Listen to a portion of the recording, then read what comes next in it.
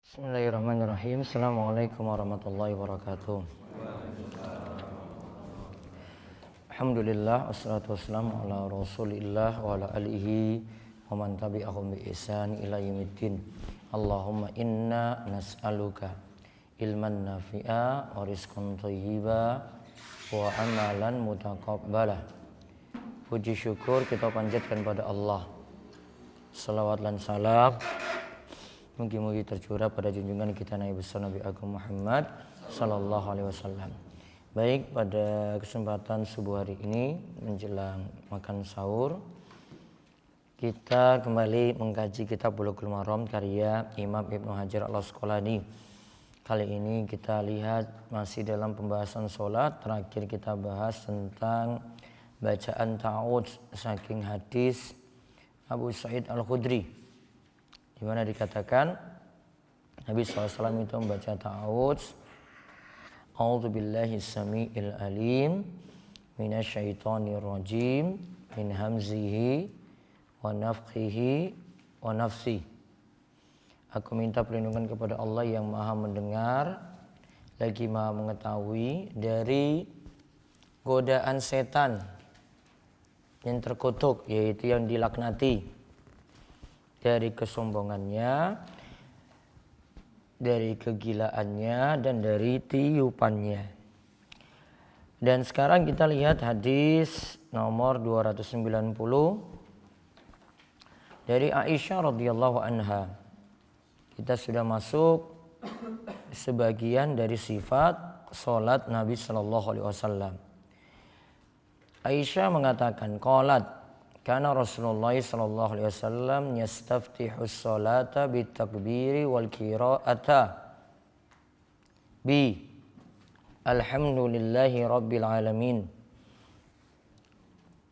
wa kana idza raka'a lam yushkhis ra'sahu wa lam yusawwibuhu walakin baina dhalik wa kana idza rafa'a min ar-ruku' lam yasjud hatta yastawiya qa'iman wa idza rafa'a minas sujud lam yasjud hatta yastawiya jalisan wa kana yaqulu fi kulli rak'ataini at-tahiyyata wa kana yafrishu rijlahu al-yusra wa yansibu al-yumna wa kana yanha an uqbati syaitan wa yanha ay yaftarisha ar-rajulu dhira'aihi iftirasha as-sabu' wa kana yuktamu sholata bitaslim akhrajahu Muslimun wa lahu illatun.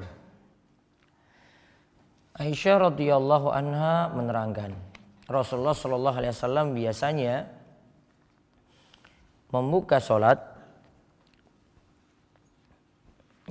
salat dengan takbir, yaitu dengan takbiratul ihram. Lalu dan memulai bacaan dengan Alhamdulillahi Rabbil Alamin. Segala puji bagi Allah Rabb semesta alam. Bila beliau rukuk, jadi bila beliau itu rukuk, beliau tidak mengangkat kepalanya dan tidak pula menundukkannya. Jadi kepalanya tidak terlalu diangkat, kepalanya tidak terlalu ditundukkan. Tetapi pertengahan antara keduanya. Bila beliau itu bangkit dari rukuk, beliau tidak akan bersujud sampai beliau berdiri tegak. Jadi i'tidal, bangkit dari rukuk itu dengan berdiri tegak. Bila beliau mengangkat kepalanya dari sujud, bangkit saking sujud, beliau tidak akan bersujud lagi sampai beliau duduk tegak. Jadi duduknya juga tegak. Pada setiap 2 rakaat beliau selalu membaca tahiyat. Zuhur 2 rakaat tahiyat, terus nanti 2 rakaat lagi tahiyat. Asar demikian, Isya demikian, Maghrib juga 2 rakaatnya tahiyat dulu. Beliau duduk di atas kakinya yang kiri dan meluruskan kakinya yang kanan, yaitu duduk iftirash, duduk seperti tasyahud awal. Beliau melarang duduk di atas tumit yang ditegakkan. Duduk di atas tumit yang ditegakkan. dan melarang meletakkan kedua siku seperti binatang buas, yaitu ditaruh di lantai. Beliau mengakhiri sholat dengan ucapan salam. Hadis ini diriwayatkan oleh Imam Muslim. Tadi diterangkan Nabi SAW memulai sholat dengan takbir. Yang dimaksud dengan takbir di sini adalah takbiratul ihram. Jadi kalau kita bicarakan takbir untuk memulai sholat, takbiratul ihram.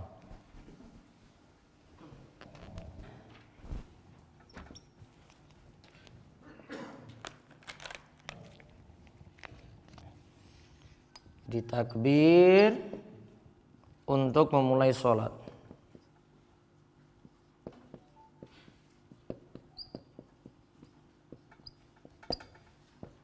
Itu namanya takbiratul ihram.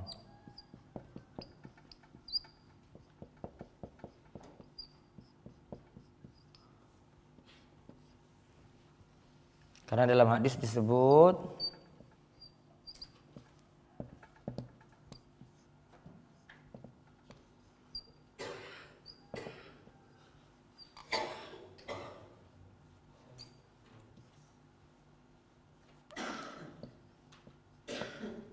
wa tahrimuha at-takbir.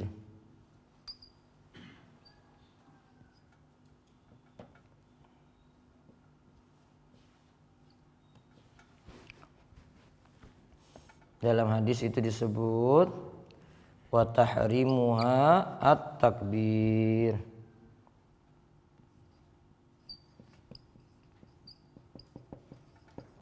Untuk tahrimnya itu ucapan takbir.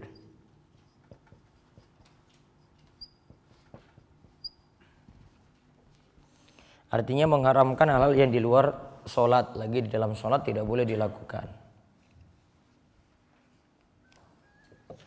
Jadi takbir yang pertama namanya takbiratul ihram.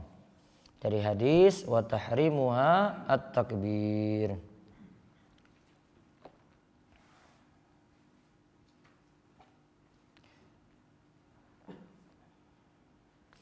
Kemudian disebutkan wal qira'a bilhamdillah. Membaca dengan mengucapkan alhamdulillah. Dan ini dikaitkan dengan sholat. Yang dimaksudkan sini adalah baca Al-Fatihah. Dan dia ketika itu Nabi SAW memulai dengan membaca Al-Fatihah. Walam yushhas ra'sahu walam yusawwibuhu. Ketika ruku punggung beliau tidak terlalu turun dan tidak terlalu diangkat dan tidak terlalu turun. Ketika ruku tidak terlalu diangkat dan tidak terlalu turun, tidak mengangkat kepalanya dan tidak pula menundukkannya.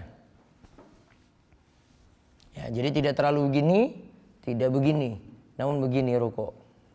Rata di antara keduanya.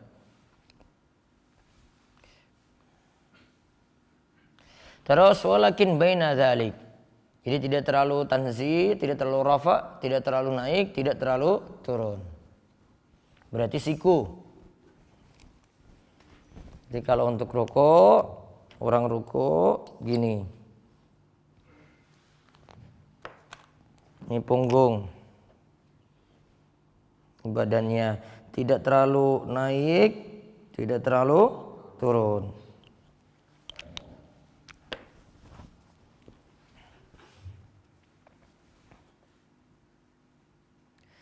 Kemudian tiap 2 rakaat fi kulli raka'ataini at-tahiyyah.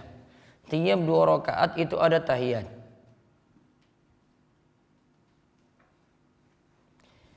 Jadi untuk semua tasyahud seperti itu, letaknya tiap 2 rakaat. Kemudian diajarkan duduk untuk 2 rakaat tadi. Wa kana yafrishu rijlahul yusra. yaitu kaki kiri itu diduduki. Sedangkan tadi kaki kanan itu ditegakkan. Seperti kita duduk tasyahud awal. Kaki kiri diduduki. Kaki kanan ditegakkan. Iftirash. Duduknya seperti ini.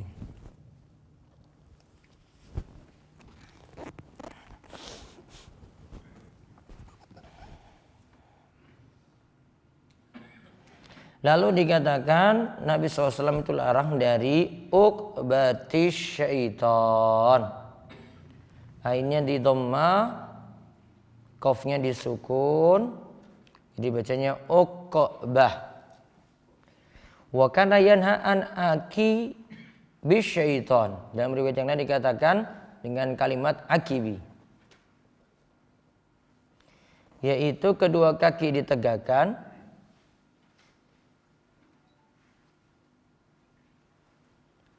kedua kaki itu ditegakkan atau dibentangkan, kemudian punggungnya itu nanti di tanah, akhirnya bokongnya nanti duduk di tanah.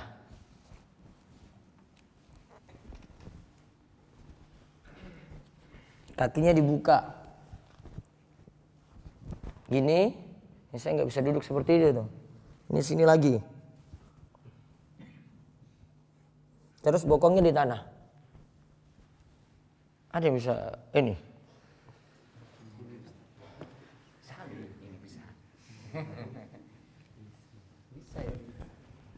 Nah itu sama tuh. Itu namanya duduk uqbati syaitan atau akibi syaitan. Apa duduk apa itu kayak gitu? Kayak kiri ya nah? Iya kan? Lagi nyantai-nyantai dia kayak gitu tuh. Persis. Maka dilarang. Tadi dikatakan ini duduknya setan, yaitu kalau tadi diterjemahkan beliau melarang duduk di atas tumit. Mana tumit? Nah, bukan, yang ditegakkan. Bukan. Kayak tadi duduknya. Kalau di sini keterangannya kayak gitu.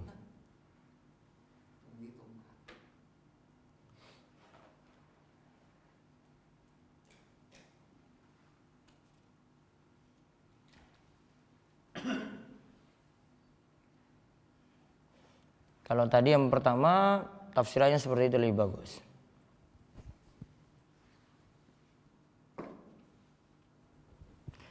Terus dilarang lagi duduk yaftarisha rajul dhira'aihi,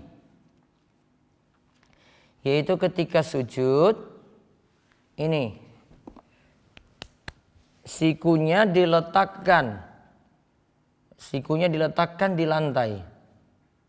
Ketika sujud, kalau tadi kan ketika duduk, yang dilarang lagi. Di dua dilarang.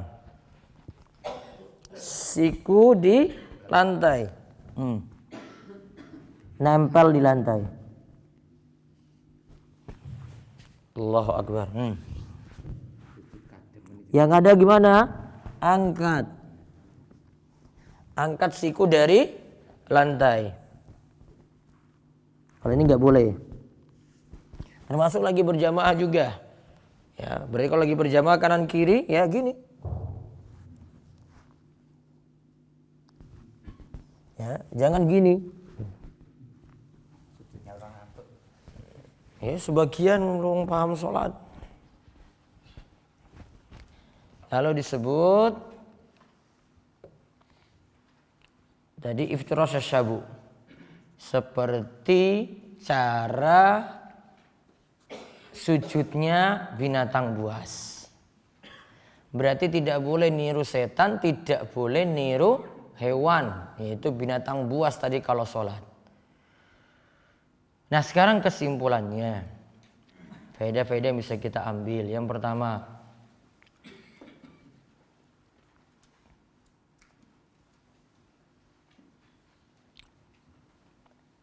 hadis ini menunjukkan dalil wajibnya membuka sholat dengan takbiratul ihram.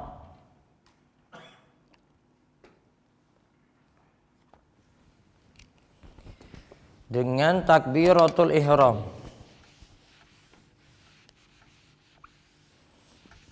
Nah, tadi kita sebut takbiratul ihram. Takbiratul ihram ini ucapan Allahu Akbarnya.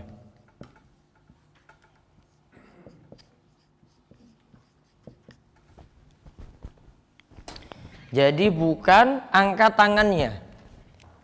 Jadi kan nggak angkat tangan untuk memulai sholat, nggak batal sholatnya.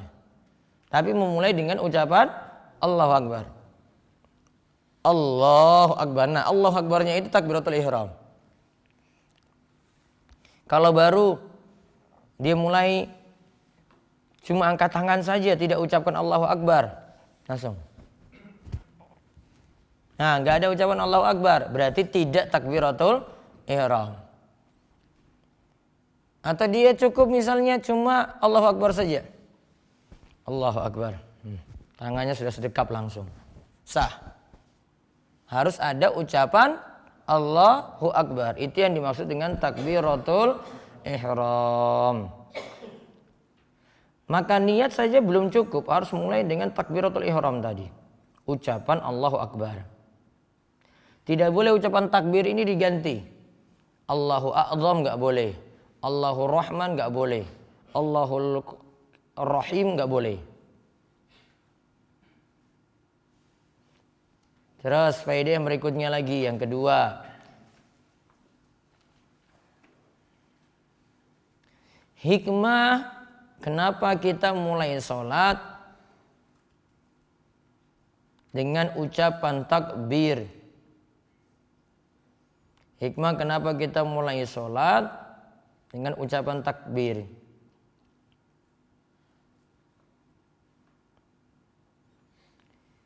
Yaitu supaya orang yang sholat menghadirkan hati. Supaya orang yang sholat menghadirkan hati.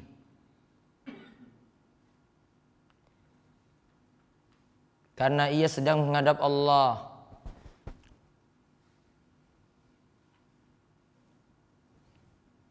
Karena ia sedang menghadap Allah. Dan Allah maha besar dari segala sesuatu.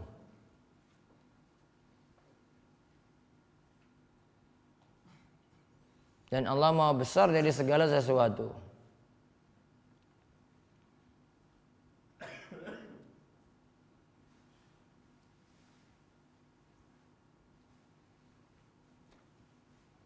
Sehingga seseorang bisa khusyuk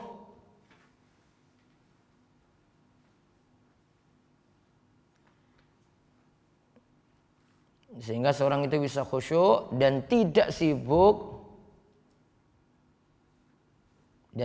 sibuk dengan hal-hal lain di luar sholat.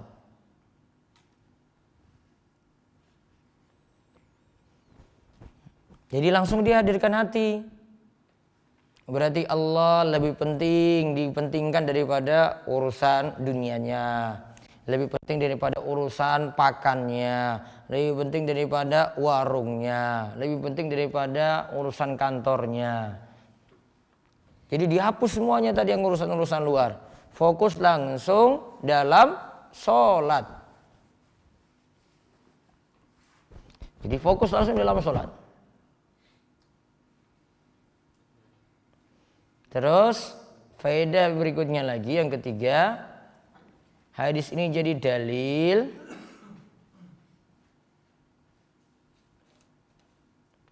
bacaan Al-Quran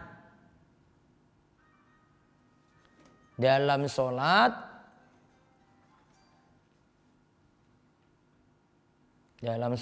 dimulai dengan Al-Fatihah. Dimulai dengan Al-Fatihah.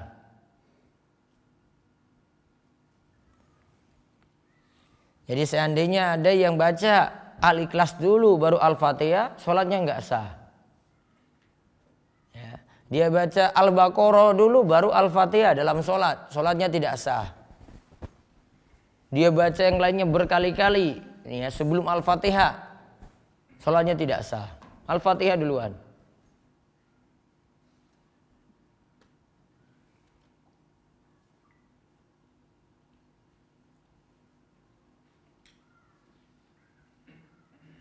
Terus faedah yang berikutnya lagi. Hadis ini jadi dalil tentang cara rukuk. Tentang cara rukuk. Yaitu antara kepala dan punggung itu lurus.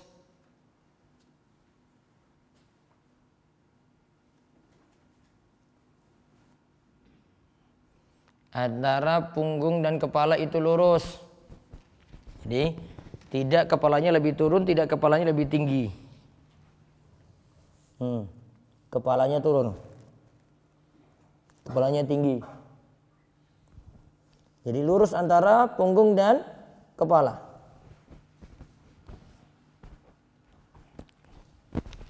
Faedah yang berikutnya lagi. Setelah rukuk,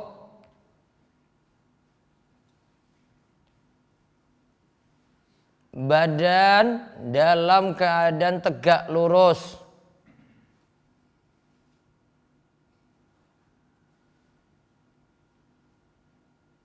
Itulah wujud dari tumak ninah. Setelah rukuk, Sami Allahu liman hamidah. Jadi dia lurus dulu badannya. Ya, badannya itu lurus.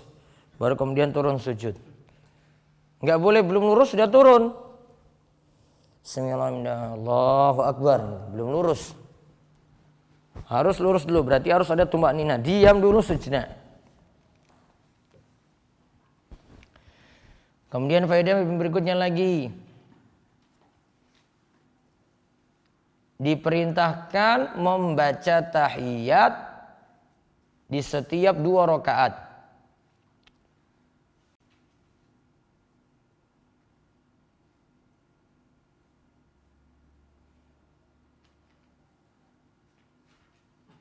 Tiap 2 rakaat. Kecuali kalau sholatnya 3.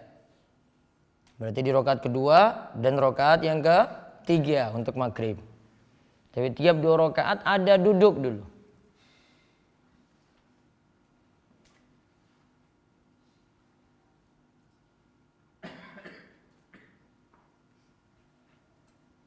Terus faedah yang berikutnya lagi. Cara duduk selain tahiyat akhir. Cara duduk selain tahiyat akhir adalah duduk iftirash. Adalah duduk iftirash. Ingat ya, selain tahiyat akhir. Namun kalau tahiyat akhir duduknya tawarruk. Berapa rakaat pun kalau dalam mazhab Syafi'i. Saya bangkit dari sujud, mau duduk antara 2 sujud, iftirash. Allahu Akbar. Ya, terus mau duduk tahiyat awal, iftirash. Ini duduk selain tahiyat akhir. Namun kalau sudah tahiyat akhir, tawarruk. Kaki keluar.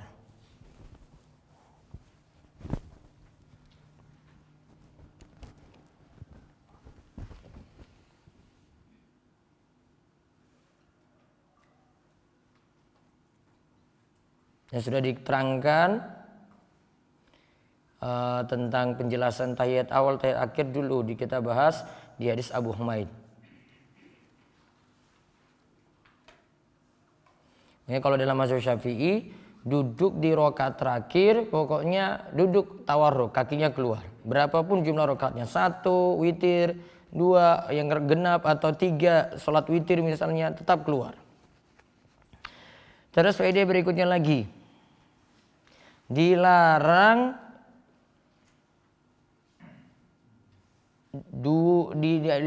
duduk yang disebut ukbati syaitan. yang disebut ukbatu syaitan.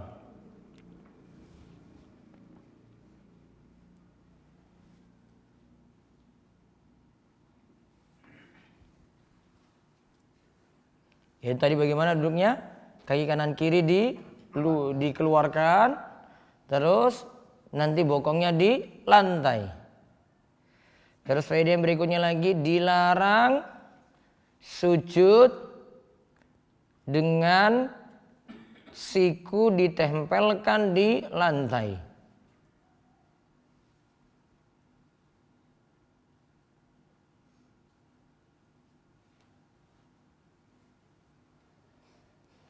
Terus yang terakhir, kalau tadi yang duduk seperti, sujud seperti menempelkan ke lantai tadi, itu seperti sujudnya anjing kalau dalam riwayat yang lain. I'tadilu fis sujud wala yabsutu ahadukum zira'aihi in bisatul kalbi. Bersikaplah pertengahan ketika sujud, janganlah sujud seperti anjing itu sujud. Berarti dikatakan seperti sujudnya anjing. Terus faedah yang terakhir, sholat ditutup dengan salam.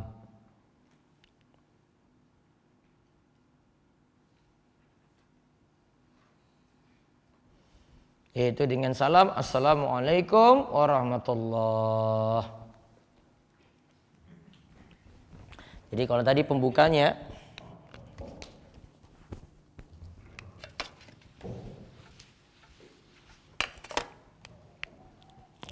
tadi disebut tahrimuha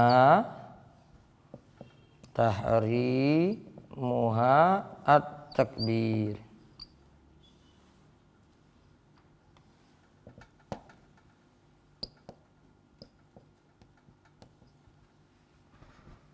Memulainya dengan takbir, terus wa tahliluha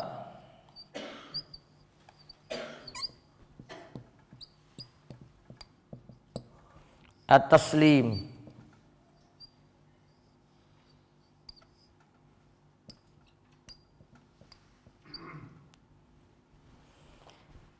Dan yang menghalalkan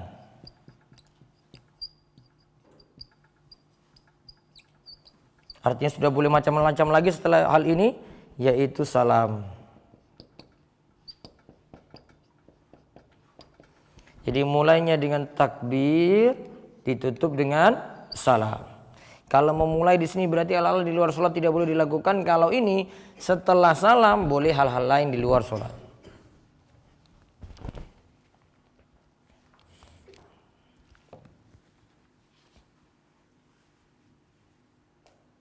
Ini tentang ucapan salam, ada tambahan lagi pembahasannya.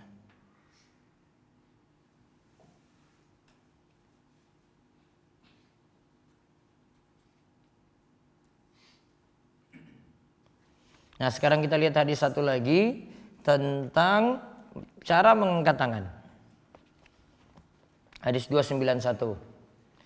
Wa an Ibnu Umar radhiyallahu anhuma anna Nabiy sallallahu alaihi wasallam kana yarfa'u yadayhi hazwa mankibaihi idza iftataha as-salata wa idza kabbara liruku'i wa idza rafa'a ra'sahu min ar-ruku'i muttafaqun alaih. Dari Ibnu Umar radhiyallahu anhuma sesungguhnya Nabi sallallahu alaihi wasallam mengangkat kedua tangannya lurus dengan kedua bahunya ketika beliau memulai sholat, ketika bertakbir untuk rokok, dan ketika mengangkat kepalanya dari rokok. Wa fi hadisi Abi Humaid inda Abi Dawuda yarfa'u yadayhi hatta yuhadhiya bihima mankibaihi summa yukabbirah. Dari hadis Abu Humaid menurut riwayat Abu Dawud, beliau mengangkat kedua tangannya sampai lurus dengan kedua bahunya. Kemudian beliau bertakbir. Kemudian dalam riwayat Muslim, wali muslimin an Malik bin Al-Huwairith nahu hadis Ibnu Umar walakin qol hatta yuhadhiya bihi mafuru'a uzunaihi, sampai lurus serupa dengan hadis Ibnu Umar, tapi dia berkata sampai lurus dengan ujung-ujung kedua telinganya. Kalau dalam hadis yang satu ke sejajar bahu angkat tangannya, yang hadis yang satu lagi sejajar ujung telinga. Berarti takbirnya Allahu Akbar. Sejajar pundak, bahu, atau sejajar telinga. Allahu Akbar. Sejajar telinga. Berarti faedah yang bisa kita ambil dari 3 hadis yang tadi sampai hadis 293.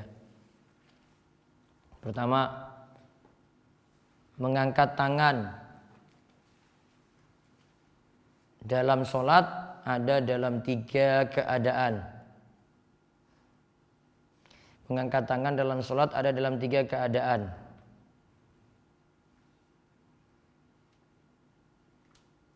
Satu, takbiratul ihram. 2, ketika mau turun rukuk.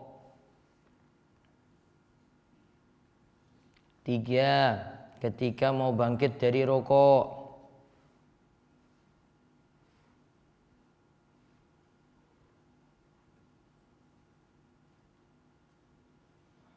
Nanti ada tambahan satu lagi, yaitu yang keempat, yaitu ketika bangkit dari tahiyat awal. Ketika bangkit dari tahiyat awal.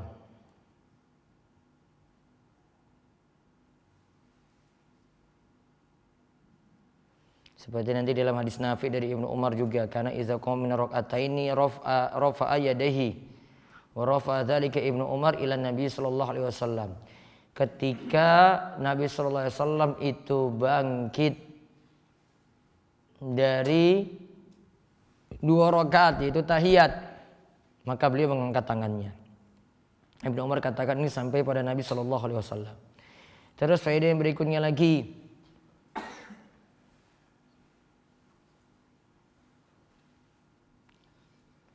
mengangkat tangan bisa sampai sejajar pundak atau sampai ujung telinga.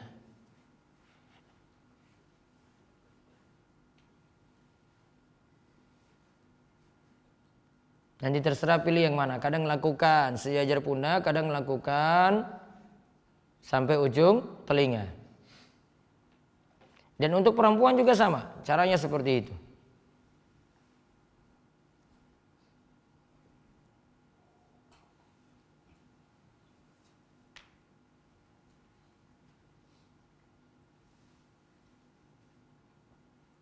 Terus faedah yang berikutnya lagi,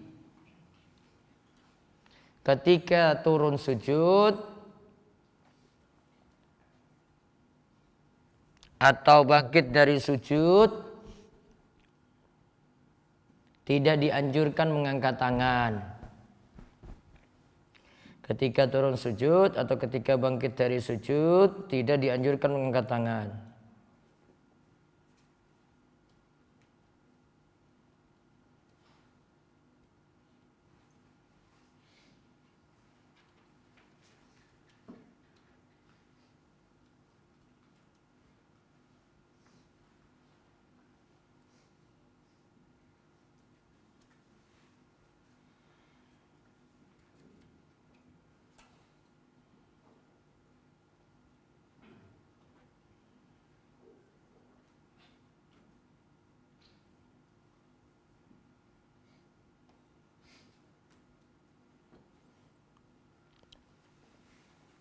Terus faedah yang terakhir, bisa jadi ucapan takbir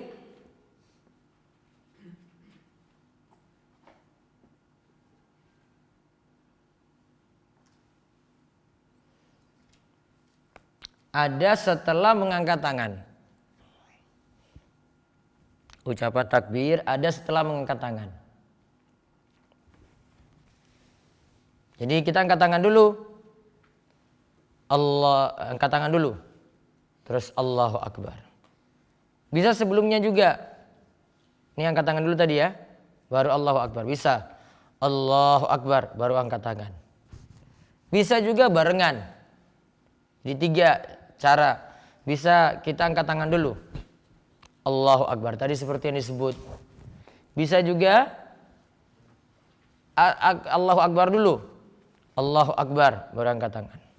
Bisa juga barengan. Allahu Akbar.